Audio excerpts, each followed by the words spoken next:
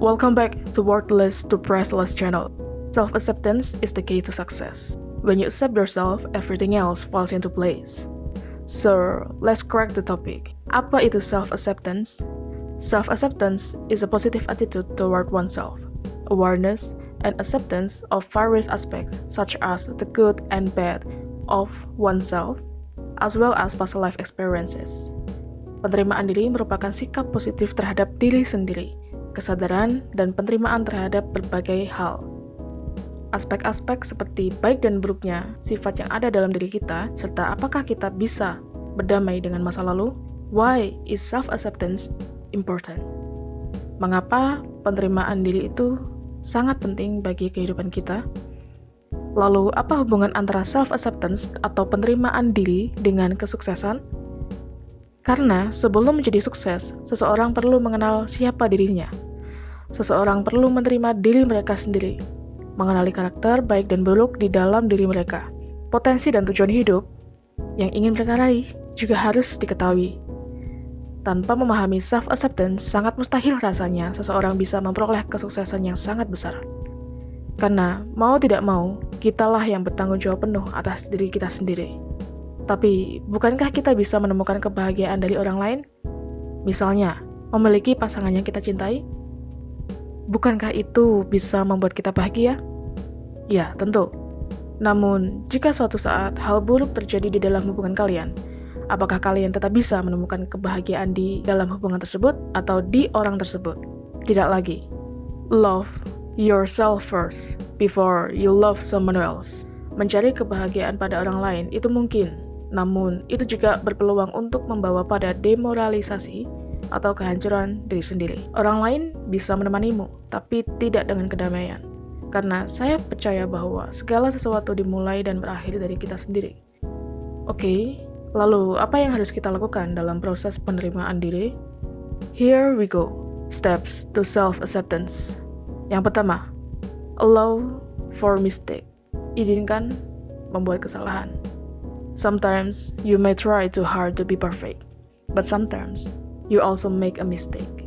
Kadang kalian ingin menjadi orang yang perfect, mengerjakan segala sesuatu dengan sempurna, tetapi kita tidak bisa menghindari kesalahan, dan kesalahan itu pasti terjadi, walaupun itu cuma sekali. Kesalahan adalah hal yang normal dalam proses belajar. It's okay jika suatu saat kamu bisa membuat suatu kesalahan, namun yang terpenting, belajar dan tidak mengulangi kesalahan yang sama di masa depan. Yang kedua, live in the present. Hidup di masa yang akan datang. Bisa jadi, alasan kamu belum menerima diri sendiri karena kamu masih menjalani hidup dengan bayang-bayang masa lalu. Mungkin kamu tidak bisa memaafkan diri sendiri atas sesuatu yang telah terjadi. You are not your past anymore.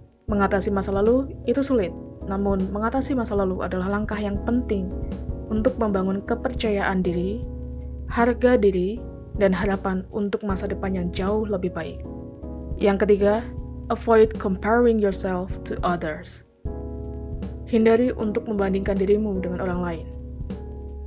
Setiap orang pasti memiliki keahlian dan pengalaman hidup yang berbeda, yang mungkin akan membuatmu jealous atau iri. Dalam situasi ini, terimalah kenyataan bahwa mungkin kamu tidak memiliki apa yang mereka miliki.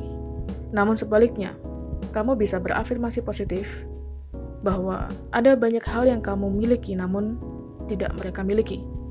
Yang keempat, have a realistic goals. Kamu harus punya goals atau tujuan yang realistis. Jika kamu memiliki tujuan yang tidak realistis, itu artinya kamu sedang mempersiapkan diri untuk gagal. Faktanya adalah, kamu bahkan tidak akan memiliki peluang sejak awal.